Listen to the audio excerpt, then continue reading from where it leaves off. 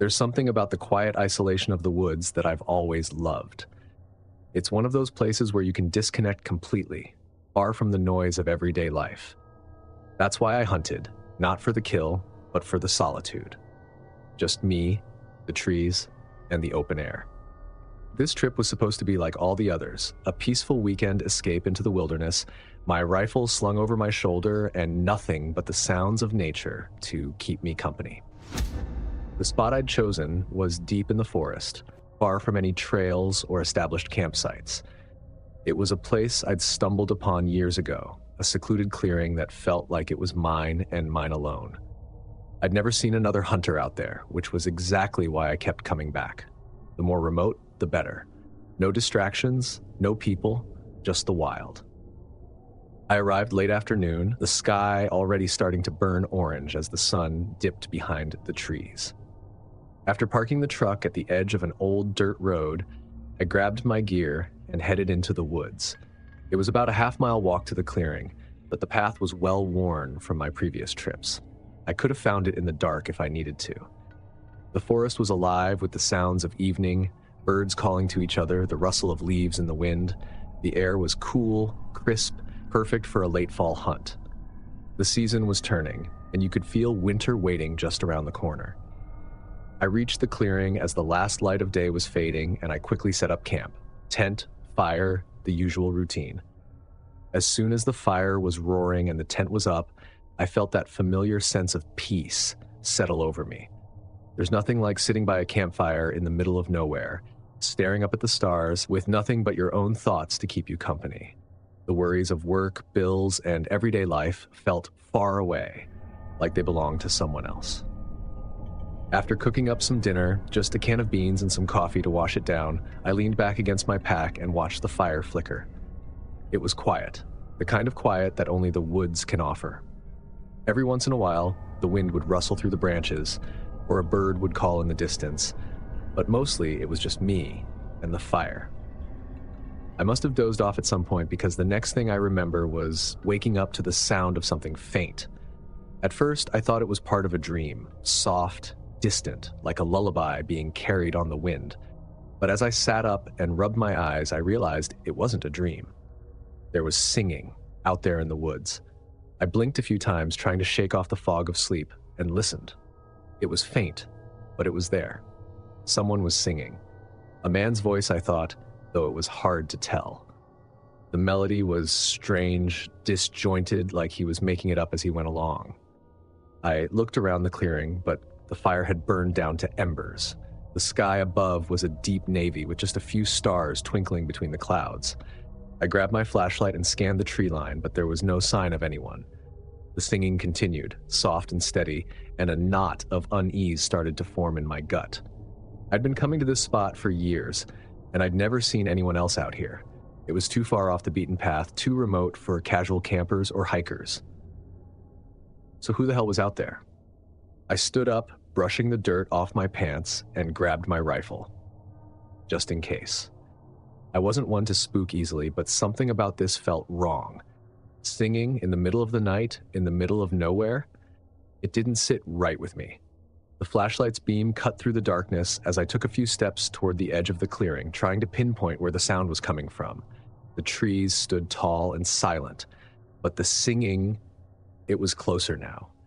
"Hello?" I called out, my voice breaking the stillness. The singing stopped. Just like that, it was gone. No gradual fade, no footsteps retreating into the night. It just stopped. The silence that followed was almost deafening, like the forest itself was holding its breath. I waited, tense, rifle at the ready, but nothing happened. No movement, no sound, just the crackle of the dying fire behind me and the wind in the trees. I shook my head and turned back toward the fire. Maybe it had been a hunter passing through on his way to a different spot, or maybe it was just my imagination, the result of too much solitude and not enough sleep. Either way, there didn't seem to be any immediate danger. I sat back down by the fire, stoking it until the flames were dancing again, and tried to shake off the lingering unease. I'd be lying if I said I wasn't on edge, though. The woods at night are a different beast than they are during the day. Everything feels closer, more immediate, and even the smallest sound can make your heart race. But as the fire warmed me and the minutes ticked by, I started to relax again.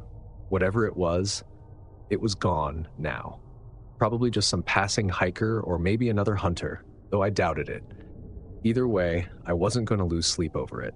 I settled back into my spot, listening to the crackle of the fire. The stars were starting to peek through the clouds again, and for a while, I just stared up at them, letting the tension slowly fade from my muscles. That's when I heard it again. The singing. Only this time, it was closer. I sat bolt upright, every nerve in my body on high alert. The singing was back, soft but unmistakable, and it was coming from the other side of the clearing. Slowly, I reached for my rifle, my eyes scanning the darkness beyond the firelight. But I didn't see anyone. The singing grew louder, and I realized with a sinking feeling that it wasn't just one voice anymore. There were two. I stood up, my heart racing, and raised the flashlight, sweeping it across the clearing, illuminating the trees in stark relief, but there was no one there, just shadows and leaves moving gently in the wind. But the singing continued. I couldn't make out the words, but there was a strange, lilting quality to the melody, like a nursery rhyme being sung by someone who didn't quite remember the tune. It sent a chill down my spine. "Who's there?" I called out, my voice shaky. The singing stopped again. I waited, every muscle tensed, expecting someone to step out of the trees, but there was nothing, just silence, heavy and oppressive. I backed up slowly. Whatever was out there, I didn't want to find out. Not like this, not in the dead of night with no one around for miles. As I reached the edge of the firelight, I heard a sound, a low, soft laugh. It was faint, barely more than a whisper, but it was enough to send a jolt of terror through me. I turned and ran, until I reached my tent, throwing myself inside and zipping it up as fast as I could. My hands were shaking, and I fumbled with the zipper for a moment before finally getting it closed. Inside, I grabbed my pack and pulled out my phone. I knew I wouldn't get any service out here, but I turned it on anyway, hoping against hope that maybe there'd be a signal.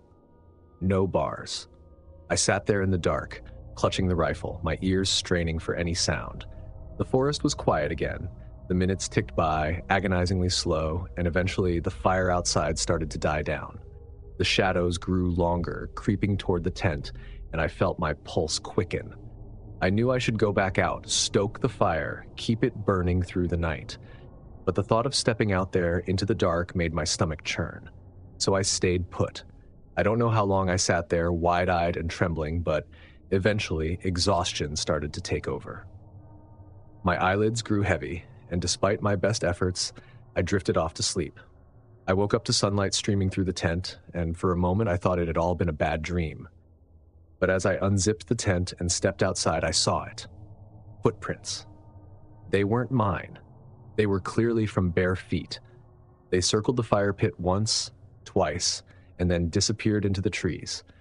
I knelt down to get a better look. The prints were deep, like someone had been standing there for a long time. I stood up, looking toward the trees where the footprints led. The woods were still, and the unease from the night before came flooding back.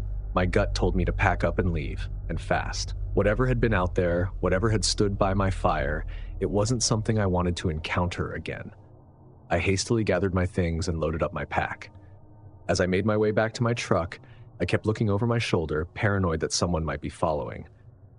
The woods were quiet, but that only made it worse.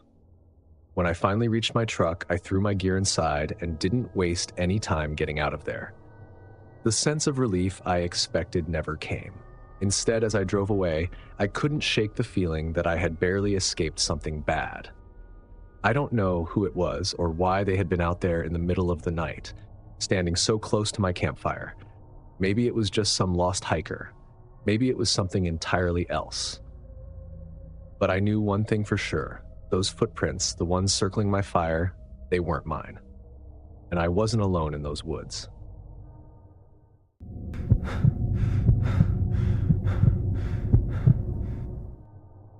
I'd been hunting solo in these remote mountains for 3 days when the storm hit. It came fast, like it had been lurking just over the ridge, waiting for the perfect moment to roll in. The air had been cool all afternoon, the kind that puts a shiver in your spine without much effort. And then, out of nowhere, the wind picked up, Clouds gathered like a mass of dark bruises across the sky. I've hunted long enough to know when it's time to head back to camp, but I was miles from my base. The woods had gone strangely quiet, no scurrying of squirrels or birds calling from the trees. It's funny how you don't notice those sounds until they're gone. I picked up my pace, heading toward an old trail I remembered that should have led me to some kind of shelter. I'd been in these mountains before, but even then I wasn't entirely sure where the trail would take me, just that I couldn't be stuck out there when the rain started. After about an hour of walking, I saw a small cabin tucked between the trees, almost camouflaged by the thick undergrowth. The roof sagged, and the wood looked like it had seen better days, but it was shelter. And as the first drops of rain began to fall, I didn't have the luxury of being picky. I made it to the cabin just as the downpour started. Thunder rumbled somewhere in the distance, and the wind picked up, shaking the trees like they were nothing more than blades of grass. I was soaked through by the time I reached the door, which was slightly ajar. It creaked when I pushed it open, revealing a small, dusty room with a stove in one corner and a single chair propped up against the wall. The cabin wasn't much, but it was dry, and right then that was all I cared about. I dropped my pack on the floor, peeled off my wet jacket, and gave the place a once-over. It was bare, just the stove, a table with a few chairs, and a small stack of firewood in the corner. It was the kind of place that felt frozen in time, like whoever had been there before me had just walked out and never came back. There was something about the air in that cabin, though. It smelled of old wood and damp earth, like the place hadn't been disturbed in years. I checked the wood by the door. It was fresh, recently chopped. That was odd. I didn't think anyone lived around these parts, at least not full-time, but I figured maybe another hunter or a hiker had taken refuge there before me. As the rain pounded against the roof, I busied myself setting up a small fire in the stove. The warmth spread quickly through the cabin. I had this unsettling feeling that I wasn't supposed to be there, but it was better than being out in the storm. No harm in borrowing a bit of warmth and shelter for the night. By the time I had dried off a little and settled in, the storm was in full swing. Rain hammered against the roof, and the wind howled through the trees like some kind of wild animal. I sat by the fire, listening to the storm rage outside, feeling thankful that I wasn't caught in it. But even as I warmed my hands by the stove, a gnawing unease settled in my gut. I looked around the cabin again, my eyes catching on the pot that sat on the stove. It was covered in a layer of dust, but there were faint scorch marks on the bottom like it had been used recently. I hadn't noticed those before. I thought back to the chopped wood by the door, how fresh it had looked. Someone had been here, recently. I tried to shake it off, convincing myself it was just another traveler like me, maybe passing through and leaving things behind. The mountains were unpredictable, and it wasn't strange to run into signs of others, even if you didn't see them directly. I told myself that 100 times, but that creeping sensation in the back of my mind wouldn't go away. Night had fallen, the only light now coming from the dying fire in the stove. I figured I'd try to get some sleep, so I spread out my sleeping bag on the floor near the stove where it was still warm. The wind howled outside and the rain continued to pour, and I had just started to drift off when I heard the door creaking open. I shot upright, my heart slamming in my chest. The door was open, just an inch or two, like someone had pushed it. I stared at it. I hadn't heard anyone approach, and there was no reason the door should have moved on its own. I checked the lock. I was sure of it. I got up, moving quietly toward the door, my hand reaching for the handle of the hunting knife at my side. I pulled the door open wider, my breath catching in my throat. Nothing. The woods beyond the cabin were dark and still, the storm having subsided into a steady drizzle. I stepped out onto the porch, scanning the tree line for any sign of movement. The trees were silent. No animals, no people, just the dripping of rain from the leaves. I backed into the cabin, my hands still on the knife, and shut the door, this time making sure it was bolted.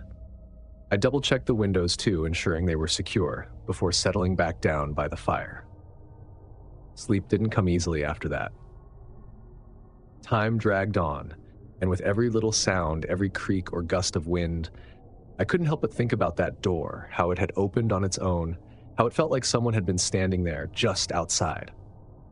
I must have dozed off again because the next thing I knew, I was waking up to a soft noise outside. It was barely audible over the rain, but it was there, a steady scraping like something was being dragged along the ground. I grabbed my rifle this time and moved toward the window, careful not to make a sound. Peeking through the glass, I saw nothing but darkness. The scraping continued and then it stopped. I waited, heart thudding in my chest, my eyes fixed on the door. Nothing. No footsteps, no sound. I stood frozen, rifle in hand, straining to hear anything that would give me a clue as to what was going on. And then the sound started again, this time closer to the cabin. I stepped back from the window, my pulse quickening. Someone was out there. I was sure of it now. I didn't know if they meant harm, but the thought of someone sneaking around outside in the middle of the night during a storm sent a chill through me. I stood there listening, and then the noise stopped. I waited for what felt like an eternity, but nothing happened.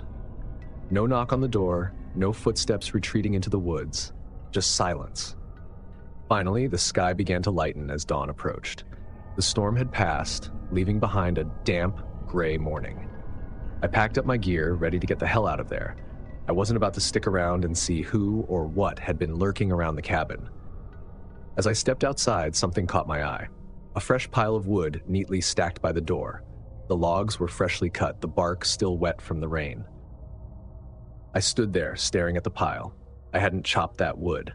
And yet, there it was, like some kind of offering left by an unseen hand. I looked around, scanning the tree line, but there was no one there. Just the silent woods, stretching out endlessly in every direction. I didn't waste any more time. I shouldered my pack and started down the trail, my rifle in hand, the uneasy feeling never leaving me. The whole way back to the trailhead, I couldn't shake the thought that someone had been watching me that night, had been there in the cabin with me, just out of sight. And when I got back to my truck, I found something that chilled me to the core. There, on the hood, was a single, freshly chopped log, perfectly placed like a reminder that I hadn't been alone.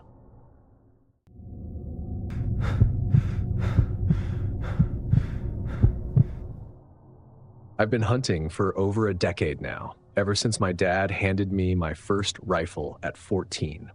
There's something peaceful about it. It's not just about the thrill of the chase or bringing down a deer, though I won't lie, that's a big part of it. No, it's the quiet that draws me in. The way the world slows down when you're sitting out there alone with nothing but the wind and the rustling trees. It's the kind of quiet you don't find anywhere else, but sometimes that quiet can turn on you. 5 years ago, I learned that the hard way. It was late October, and I'd taken a few days off work to head out to this spot I'd been going to for years. It wasn't a public hunting ground, nothing official anyway. It was a patch of land a buddy of mine, Dan, had shown me back when we were in our 20s. Dan's uncle owned it, but no one ever used it except us. It was tucked away off a dirt road in the middle of nowhere, a perfect spot if you wanted to hunt without dealing with the crowds. That year, though, Dan couldn't make it. He had his hands full with a newborn, and I understood. Life changes when you've got kids. So I decided to head out on my own. I'd done solo hunts plenty of times before, so it wasn't anything new. I spent most of the first day scouting. The deer hadn't been moving much yet, which wasn't surprising. The weather had been unseasonably warm, and it wasn't until the evenings that you could really feel that autumn chill. That's when the animals start coming out, once the temperature drops. By the second day, I'd found a good spot near the edge of a small valley. The trees formed a natural blind, and I set myself up there, watching the field below. I had my thermos, a sandwich, and plenty of time. I wasn't in any rush. That's the thing about hunting. Patience is key. You can't force nature to move at your pace. It was around dusk when things started to get strange. I had just finished my sandwich and was sipping on some coffee, enjoying the way the shadows lengthened across the valley. The wind had picked up a bit, and the leaves rustled softly, creating that kind of background noise that lulls you into a comfortable state. I was in no hurry. The deer usually start moving after the sun dips below the horizon, so I was content to wait. That's when I noticed something out of the corner of my eye. At first, I didn't think much of it. Just a pair of eyes reflecting the light, maybe 100 yards out. I figured it was a deer. They're skittish at dusk, and it wasn't unusual to see them poking around before they moved into the open. I leaned forward a bit, trying to get a better look, but something was strange. The eyes were too high off the ground, higher than any deer I'd ever seen. I sat up a little straighter, squinting into the distance. They weren't moving, just watching. I've seen enough deer and coyotes in my life to know what animal eyes look like at night, but these didn't match anything I knew. They weren't the right color, not that bright reflective glow you get from deer. These were dull, almost flat, and the height was all wrong. I told myself it was probably just a trick of the light. Maybe it was standing on a small rise or a log, maybe it was a big buck, and I just couldn't see its body. But the more I stared, the less sense it made. The eyes didn't move, not even a twitch, and that's what got me. I pulled out my binoculars to get a better look. When I raised them to my face, I felt a chill that had nothing to do with the temperature. The eyes blinked, but not like a deer, and not like any animal I've ever seen. They blinked sideways. I locked up. That wasn't right. No animal's eyes blink like that. I lowered the binoculars, rubbing my eyes, convinced I'd just seen it wrong. Maybe it was the low light playing tricks on me. But when I looked again, the eyes were still there. I've spent enough time out in the wilderness to know when something's wrong. You get a sense for it. The way the forest goes quiet, the way your instincts start screaming at you to leave. But I didn't move. I couldn't. I just sat there, gripping my rifle, staring at those eyes, trying to make sense of what I was seeing. That's when it started moving. At first, it was just a slight shift, like it was testing the waters. Then, it began to glide toward me, slowly, silently. The eyes grew larger as it approached, but the way it moved, it wasn't natural. There was no noise, no snapping twigs, no rustling leaves. I tried to tell myself it was just an animal, maybe a bear, but I knew it wasn't. It was too tall, too silent. My pulse quickened and I tightened my grip on my rifle. What the hell was this thing? I stood up slowly, keeping my eyes locked on the approaching figure. The moment I moved, it stopped, just stopped dead in its tracks, like it was waiting. And the idea of something watching me like that, moving toward me, was enough to send my nerves into overdrive. But I didn't want to run. Not yet. I wasn't sure what would happen if I turned my back on it. I started backing up, one step at a time, never taking my eyes off it. It didn't move. It just stood there, those eyes still locked on me. I tried to stay calm, my mind running through my options. Do I shoot? Do I run? Do I just wait it out? I didn't have to decide. The moment I took another step back, the eyes blinked again, sideways, and then they disappeared, just gone. 1 second they were there, the next, the woods were empty. I stood there, waiting for them to come back, but they didn't. I don't know how long I stood there. The sky had grown darker, the temperature dropping even more, and I could barely feel my fingers on the rifle. Finally, I decided I'd had enough. I slung my rifle over my shoulder and started making my way back to the truck. The whole walk back, I kept expecting to see those eyes again, peeking out from behind the trees, following me, but they never did. Still, I didn't relax. My senses were on high alert, every snap of a twig making me jump. By the time I reached my truck, the sun had completely set and the woods were pitch black. I loaded up my gear as fast as I could, threw it in the back, and got the hell out of there. The drive home was quiet. The whole time, I kept checking my rearview mirror, expecting to see something running behind me, those sideways blinking eyes shining in the dark. When I finally pulled into my driveway, I parked, grabbed my gear, and headed inside, locking the door behind me. For the first time in years, I didn't look forward to going back out hunting. I spent the next few days trying to rationalize what I'd seen. Maybe it was just a trick of the light. Maybe it was an animal I'd never seen before. But deep down, I knew it wasn't. I knew that whatever was out there wasn't anything natural. I haven't been back to that spot since. I've thought about it, but something always stops me. Dan's asked a few times why we don't go there anymore, and I just shrugged, telling him the deer population's better elsewhere. He doesn't push it, but I can tell he's curious. Maybe one day I'll tell him about the eyes, but for now, I'm keeping it to myself. Because the truth is, I don't want to think about it. I don't want to remember those eyes, blinking sideways in the dark, and I sure as hell don't want to know what they belong to.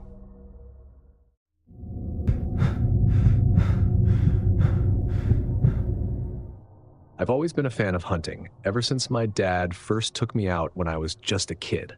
But last fall, something happened that made me question whether I'll ever feel safe out there again. It was mid-October when my friend Greg and I decided to spend the weekend hunting in a canyon about an hour's drive from town.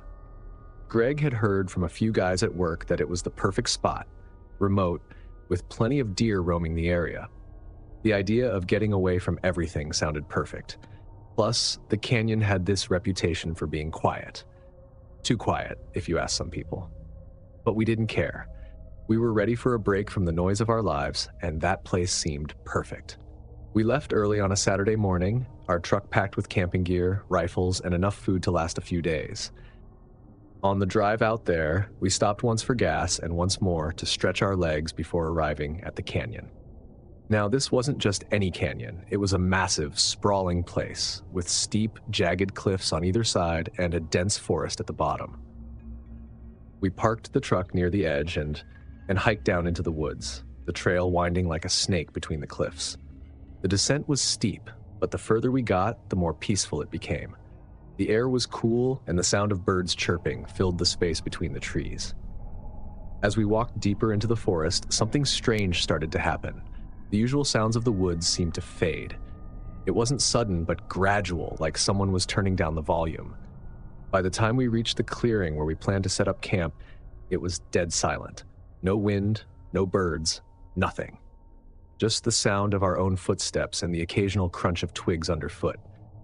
"Man, it's quiet out here," Greg said, breaking the silence.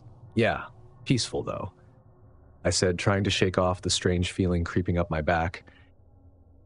We set up camp in the clearing with a small fire pit in the center and our tents a few feet apart.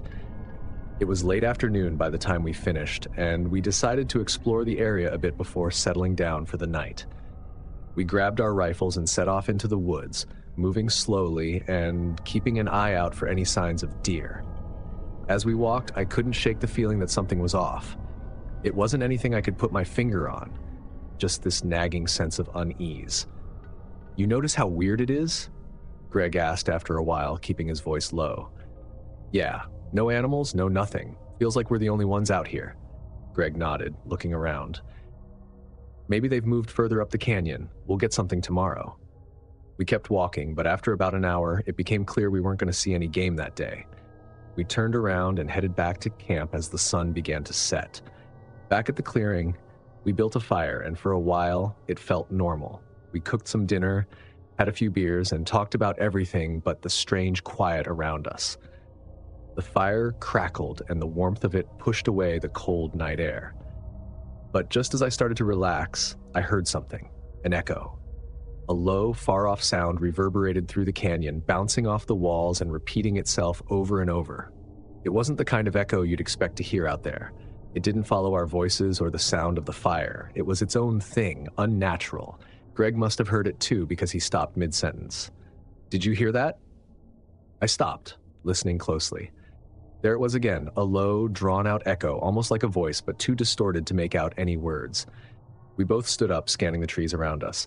The echo came again, this time louder, closer. "What the hell is that?" Greg whispered. "I don't know. Maybe the wind?" I offered, though I didn't believe it for a second. We stood there for a few minutes, but the sound didn't come back. The fire crackled, and the night seemed to settle back into its strange, heavy silence. Greg shrugged and sat back down by the fire, but I couldn't shake the feeling that something was wrong. Later that night, after we'd crawled into our tents, I lay awake, listening. The silence was suffocating. No crickets, no wind, just nothing. I closed my eyes, trying to drift off, but my mind wouldn't stop racing. Every little noise sounded amplified in the stillness, and then I heard it again. The echo. Now it sounded like it was coming from just outside my tent, like someone was moving through the trees, the sound bouncing off the canyon walls and surrounding us. My heart started to pound in my chest, and I grabbed my flashlight, flicking it on. I sat up and pointed the beam of light at the entrance to my tent. For a long moment, nothing happened, just the same eerie quiet. But then the echo came again, and this time it was followed by a distinct rustling sound, like footsteps in the underbrush. "Greg?" I whispered, but there was no response. I unzipped the tent just enough to peek outside. The fire had burned down to embers, casting this dim glow across the clearing. I couldn't see anything out of the ordinary, but the sound was still there, echoing through the canyon. I crawled out of the tent and stood up, scanning the trees with my flashlight. But it didn't reveal anything, just trees and shadows. But the sound was closer now, louder, like it was circling us. I backed toward Greg's tent and gave it a light kick. "Hey, wake up!" Greg groaned from inside, and after a moment his head popped out. "What is it?" "Listen," I whispered, pointing toward the trees. Greg frowned, his face scrunched in confusion. Then he heard it too, the echo. And now, there was no mistaking it. It wasn't the wind. It wasn't the trees. It was a voice, low, distorted, and impossible to understand. It echoed off the canyon walls, bouncing around us, making it impossible to tell where it was coming from. "What the hell is that?" Greg whispered. "I don't know, but we need to get out of here." We quickly grabbed our rifles and what little gear we could carry and started moving toward the trail. The echo followed us, like whatever was making the sound was getting closer. We moved fast, almost running, but the trail was steep and treacherous in the dark. Our flashlights barely cut through the blackness, and every now and then, one of us would stumble over a rock or tree root. But we didn't stop. The echo stayed with us the whole way, growing louder and more distorted. It was like a chorus of voices now, overlapping and blending together into one awful, grating sound. By the time we reached the truck, we were both out of breath, our nerves shot. We threw our gear into the back and jumped inside, slamming the doors shut. Greg fumbled with the keys, his hands shaking as he tried to start the engine. Finally, it started, and we peeled out of there, the echo fading behind us as we sped down the dirt road. We didn't stop until we were miles away, back on the main road where the trees thinned out and the night seemed a little less oppressive. Greg finally pulled over, and we sat there in silence for a long time, just trying to process what had happened. "What the hell was that?" Greg finally asked. "I don't know, man. I really don't." We didn't talk much after that. The drive back to town was quiet, and by the time we got home, it was almost morning. Neither of us ever went back to that canyon. We never even talked about it again. Not really. If these stories gave you chills, make sure to hit that like button and subscribe so you never miss the next terrifying tales.